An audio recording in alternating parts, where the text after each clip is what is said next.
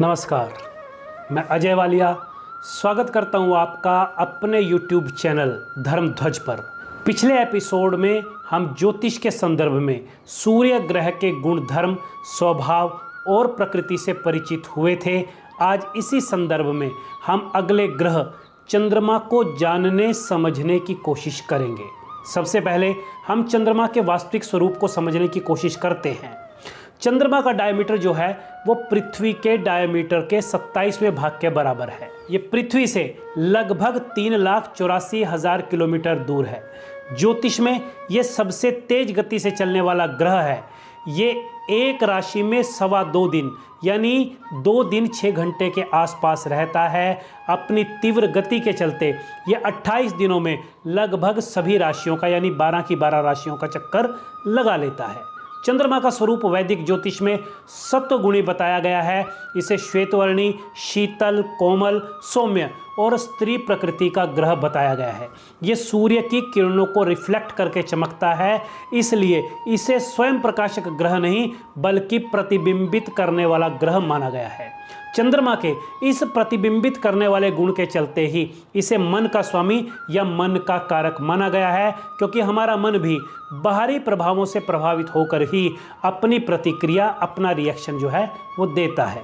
चंद्रमा मनसो जाता अर्थात हमारे मन का स्वामी जो है वो चंद्रमा है, ऐसा कहकर ज्योतिष में चंद्रमा को परिभाषित किया गया है। और मन क्या है? मन हमारी वो आंतरिक शक्ति है जिसके माध्यम से हम सोचते, समझते और निर्णय लेते हैं। ये हमारी भावनाओं का, इच्छाओं का और हमारे विचारों का केंद्र है। मन हमारी चेतना, हमारी कॉन्शियसनेस का वो आयाम, वो डायमेंशन है जो हमारी आत्मा और हमारे शरीर के बीच एक सेतु का, एक पुल का काम करता है। हमारा मन हमारी असीमित इच्छाओं का स्रोत है। यदि ये इंद्रियों के पीछे भागे तो ये हमारे बंधन का कारण बनता है, जबकि ये साधना में स्थिर हो जाए तो ये हमारी मुक्ति का साधन बन जाता है। हमारे मेंटल बैलेंस, हमारी बेसिक इंस्टिंक्ट यानी कि हमारी मूल प्रवृत्तियाँ, हमारी सेंसिटिविटी और हमारी इमोशनल नेचर सबको मन यानी हमारा माइंड कंट्रोल करता है, और हमारे इसी माइंड को ज्योतिष के अनुसार जो है वो चंद्रमा नियंत्रित करता है। कहने का भाव यह है कि चंद्रमा डायरेक्टली व्यक्ति के माइंड, इमोशंस, मेंटल सिचुएशन और लाइफ रिलेटेड कंफर्ट्स को कंट्रोल करता है। हमारे बर्थ चार्ट में चंद्रमा का इतना गहरा प्रभाव होता है कि चंद्रमा की प्लेसमेंट के बेस पर ही ज्योतिषी हमारे मेंटल और इमोशनल लेवल को प्रिडिक्ट कर लेते हैं। तो आइए इस चंद्रमा को थोड़ा डिटेल से जानने का प्रयास करते हैं। ज्योतिष के अनुसार चंद्रमा का रंग सफ़ेद और हल्का नीला बताया गया है। इसकी धातु चांदी, इसका रत्न मोती और इसकी दिशा जो है वायव्य दिशा यानी उत्तर पश्चिम बताई गई है। इसका वार सोमवार माना गया है। ये कर्क राशि का और चौथे भाव का जो है वो प्राकृतिक कारक बताया गया है। ये व्यक्ति को इमोशनल सिक्योरिटी और मातृ सुख प्रदान करता है। ये वृषभ राशि में जो है उच्च का एक्सॉल्टेड और वृश्चिक राशि में जो है वो नीच का डेबिलिटेटेड होता है। वृषभ राशि में 3 डिग्री के चंद्रमा को परम उच्च का और वृश्चिक राशि में 3 डिग्री के ही चंद्रमा को परम नीच का माना गया है। उच्च राशि का चंद्रमा जो है वो जहां पर जातक को धन, स्थिरता और सुख देता है, वहीं नीच राशि में ये इमोशनल इंस्टेबिलिटी, जेलसी और मेंटल डिप्रेशन दे देता है। ये जल तत्व अर्थात वाटर एलिमेंट का प्लेनेट है जो लिक्विडिटी, इमेजिनेशन और इमोशंस को शो करता है। इसको 16 कलाओं से संपन्न माना गया है। भगवान विष्णु के अवतार भगवान श्री कृष्ण को भी 16 कलाओं से संपन्न अवतार माना गया है। जिस प्रकार भगवान राम को सूर्यवंशी कहा जाता है, उसी प्रकार भगवान कृष्ण को चंद्रवंशी माना गया है। रोहिणी नक्षत्र में पैदा होने के चलते भी चंद्रमा के साथ भगवान कृष्ण का गहरा संबंध बताया गया है। सभी ग्रहों के प्रति चंद्रमा मित्रता का ही भाव रखता है। सूर्य और बुध को इसके मित्र बताया गया है और मंगल, गुरु, शुक्र, शनि, राहु और केतु के प्रति इसको निष्पक्ष बताया गया है। हालांकि ये किसी भी ग्रह को अपना शत्रु नहीं मानता है, किंतु दूसरे ग्रह जरूर इसको अपना शत्रु मान करके प्रतिक्रिया देते हैं। राहु, केतु और शनि से पीड़ित होने पर यह जातक को अशुभ फल देता है। आम बोलचाल की भाषा में वैक्सिंग मून अर्थात शुक्ल पक्ष का चंद्रमा जो है वो शुभ और ऊर्जावान एनर्जेटिक बताया गया है, जबकि वैनिंग मून अर्थात कृष्ण पक्ष के चंद्रमा को चंचल और कमजोर बताया गया है। चंद्रमा को रोहिणी, हस्त और चित्र नक्षत्रों का स्वामी कहा गया है। चंद्रमा का प्रतीकवाद अर्थात सिंबॉलिज्म वैदिक दर्शन, हिंदू धर्म और ज्योतिष में गहराई से जुड़ा हुआ है। यह human life cycle, emotional depth और स्पिरिचुअलिटी को रिफ्लेक्ट करता है। चंद्रमा जो है वो इंट्यूशंस का, इंसाइट, इमेजिनेशन, मूड स्विंग्स और माइंड की कॉन्शियसनेस और अनकॉन्शियसनेस दोनों ही स्टेट को रिप्रेजेंट करता है। ये हमारी इंटरनल प्रोस्पेरिटी और इमोशनल स्टेबिलिटी दोनों को ही रिप्रेजेंट करता है। मजबूत चंद्रमा वाला व्यक्ति जो है वो सेंसिटिव होता है, इमोशनल, क्रिएटिव और सॉफ्ट हार्टेड होता है, जबकि कमजोर चंद्रमा जातक के लिए एंग्जाइटी, डिप्रेशन, इनडिसिसिवनेस अर्थात अनिर्णय की स्थिति लाता है। यानी कमजोर चंद्रमा होने पर जातक किसी भी निर्णय को सहज तौर पर ले ही नहीं पाता है। चंद्रमा माता का भी सिग्निफिकेटर है, इसलिए ये माँ की ही भांति नरिशमेंट और न्यूट्रिशन का यानी पालन पोषण का, लव एंड अफेक्शन का और हमारे फैमिली बॉन्ड्स यानी हमारे पारिवारिक बंधनों का प्रतिनिधित्व करता है। ये फेमिनाइन क्वालिटीज़ अर्थात स्त्रीलिंगी गुणों, कंपैशन, सॉफ्टनेस और रिप्रोडक्शन या कह लीजिए ब्रीडिंग अर्थात प्रजनन को भी बताता है। चंद्रमा का अमावस्या से पूर्णिमा तक का सफ़र और फिर पूर्णिमा से दोबारा अमावस्या तक का सफ़र मानव जीवन के चक्र अर्थात जन्म और मृत्यु को दर्शाता है। ये चक्र डेवलपमेंट, डिके अर्थात क्षय और पुनरावृत्ति अर्थात रेपिटेशन को बताता है। इसे हम पुनर्जन्म यानी रीबर्थ के कंसेप्ट से भी जोड़ सकते हैं। अमावस्या अंधकार के साथ साथ नई शुरुआत का भी प्रतीक है, तो पूर्णिमा समृद्धि और पूर्णता को प्रदर्शित करती है। चंद्रमा जो है वो वेल्थ, लग्जरी एंड कंफर्ट को शो करता है। ये कंटेंटमेंट और इनर पीस की डिज़ायरेबल स्टेट को भी बताता है। ये पानी और दूध का कारक है। ये हमारी left eye, heart, lungs, blood, lymphatic system अर्थात लसिका तंत्र को कंट्रोल करता है। कमज़ोर चंद्रमा सर्दी, खांसी, फेफड़ों से संबंधित समस्याएं और जल प्रतिधारण अर्थात वाटर रिटेंशन की समस्या दे सकता है। स्वास्थ्य के संदर्भ में चंद्रमा शुभ और बलवान होने पर जातक को मानसिक रूप से स्टेबल, शांत और पॉजिटिव रखता है, जबकि कमजोर या अशुभ का चंद्रमा जो है वो नीच और पाप ग्रहों से युक्त होने पर या छठे, 8वें और 12वें भाव होने पर एंग्जाइटी, डिप्रेशन, अनिद्रा और मूड स्विंग जैसी स्थिति को पैदा करता है। चंद्रमा पर राहु या शनि का प्रभाव होने पर जातक को मानसिक भ्रम होने लगता है, जातक पागलपन का शिकार होने लगता है और इसके साथ साथ जातक को डर या फोबिया जैसी स्थिति जो है वो दिखाई देने लगती है, महसूस होने लगती है। कमज़ोर या अशुभ चंद्रमा जातक को पागलपन और आत्महत्या के लिए जिम्मेवार परिस्थितियों का जन्मदाता भी बना देता है। राहु, केतु और शनि से पीड़ित होने पर जातक का मन बार बार निराशा में डूबता है। छोटी सी असफलता भी जातक को तनाव में धकेल देती है। जैसा हमने बताया कि चंद्रमा यदि पीड़ित हो यानी छठे, 8वें और 12वें में हो, राहु, केतु और शनि से पीड़ित होकर बैठ जाए तो जातक जो है आत्महत्या जैसे आत्मघाती कदम उठाने से भी नहीं हिचकता है। पीड़ित या अशुभ स्थिति में बैठा हुआ चंद्रमा जातक में सनकीपन, अजीब आदतें और असामान्य विचारों को बढ़ा देता है। हालांकि कभी कभी यह सनक जो है वो कला में और रचनात्मकता यानी क्रिएटिविटी में बदलकर जातक को अच्छा फल देने लगती है, उसको नेम और फेम दिला देती है। लेकिन ऐसे लोग जो हैं वो सामाजिक परंपराओं और मापदंडों से अलग होकर के व्यवहार करने लगते हैं। शनि और राहु से पीड़ित चंद्रमा जातक को अवास्तविक भय जो है वो प्रदान करते हैं, उसे भूत प्रेत दिखाई देने लगते हैं, अवास्तविक साए दिखाई देने लगते हैं। कहने का भाव यह है कि सैटर्न और राहु केतु से अफ्लिक्टेड मून जातक को चौथे भाव में नीच का पीड़ित चंद्रमा जो है मेंटल डिसऑर्डर देने लगता है। चंद्रमा के साथ यदि बुध भी पीड़ित हो जाए, मरकरी भी अफ्लिक्टेड हो जाए तो जातक पागलपन की स्थिति में आ जाता है। महिलाओं के रोग और उनके स्वास्थ्य के बारे में चंद्रमा जो है वो ब्रेस्ट को, यूट्रस को, उनके मेंस्ट्रुअल साइकिल यानी उनके मासिक चक्र को, उनके रिप्रोडक्शन सिस्टम यानी उनके प्रजनन तंत्र को, उनकी प्रेगनेंसी अर्थात उनकी गर्भावस्था को प्रभावित करता है। चंद्रमा का 28 दिन का राशि चक्र महिलाओं के लगभग 28 दिन के ही मेंस्ट्रुअल सिस्टम से मिलता जुलता दिखाई देता है, इसलिए इसे ल्यूनर साइकिल इफेक्ट यानी चंद्रमा मासिक चक्र भी कहा जाता है।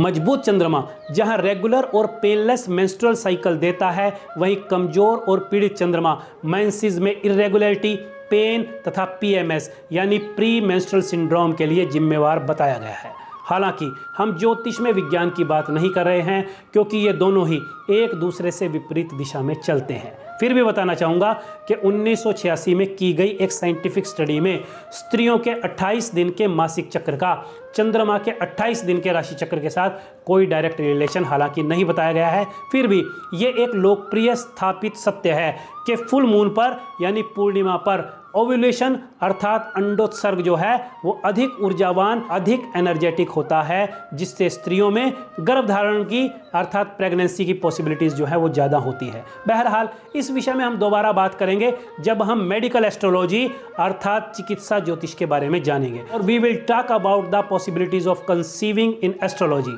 फिलहाल के लिए हम इस विषय को यहीं छोड़कर थोड़ा आगे बढ़ते हैं। हिंदू धर्म में चंद्रमा अमृत अर्थात इमोर्टल नेक्टर का प्रतीक है। इसका जन्म समुद्र मंथन से हुआ है, इस कारण इसे लक्ष्मी और कुबेर का भाई भी कहा गया है। भगवान शिव शंकर के सिर पर विराजता चंद्रमा शीतलता और ध्यान को बताता है।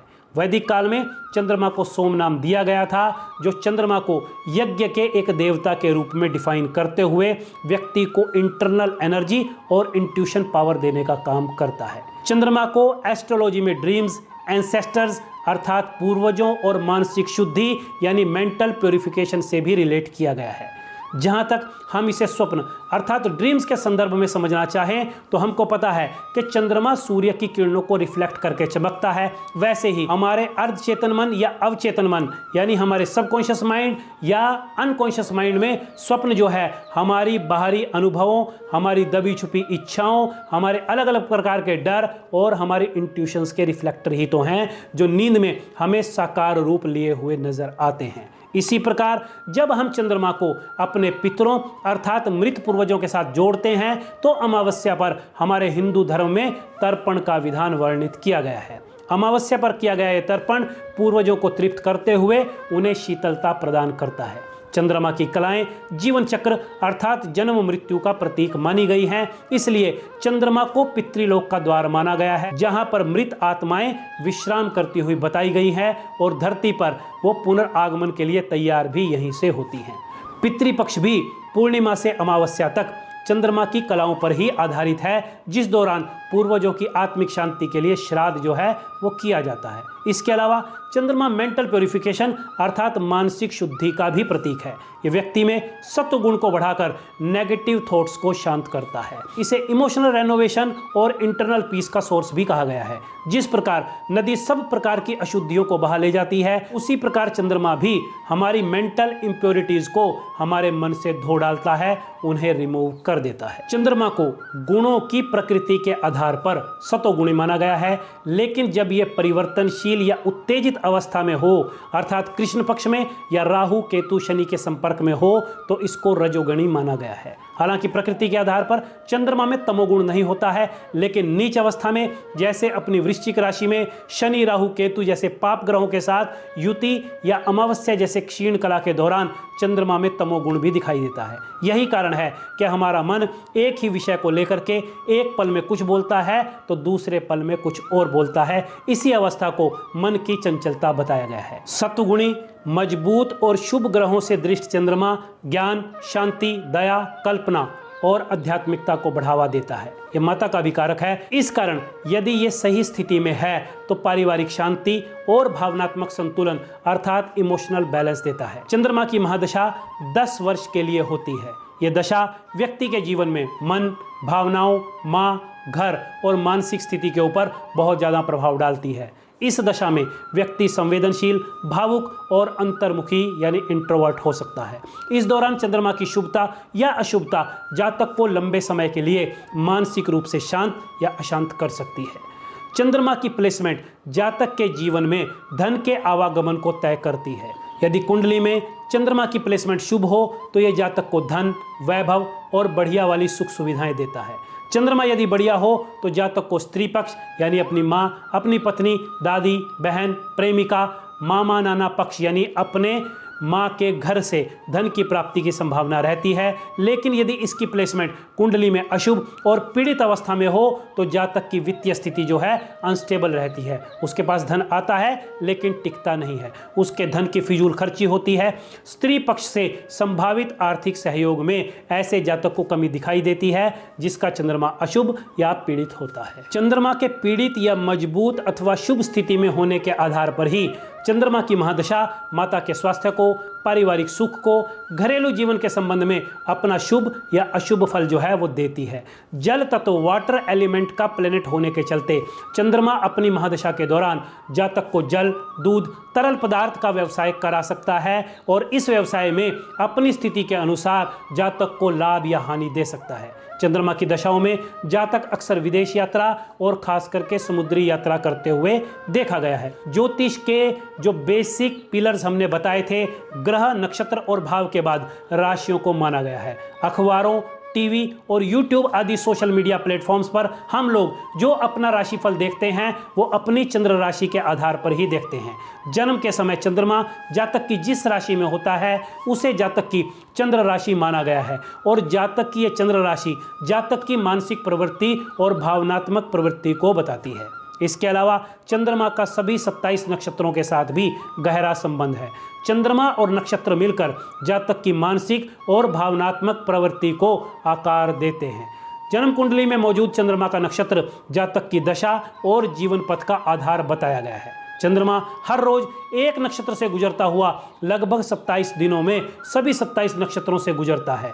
जन्म कुंडली में मौजूद चंद्र राशि और नक्षत्र तथा पद ही जातक के नाम अक्षर को तय करते हैं, जिससे जातक का नाम उसके परिवार वाले तय करते हैं। इसके अलावा विंशोत्तरी दशा के संबंध में बात की जाए तो चंद्रमा का नक्षत्र ही किसी भी जातक के जीवन की पहली महादशा का निर्धारण करता है। और चंद्रमा की भूमिका को यदि हम गोचर के संबंध में देखें तो हम पाते हैं कि चंद्रमा का गोचर यानी मून ट्रांजिट हमारे जीवन को सबसे ज़्यादा प्रभावित करता है।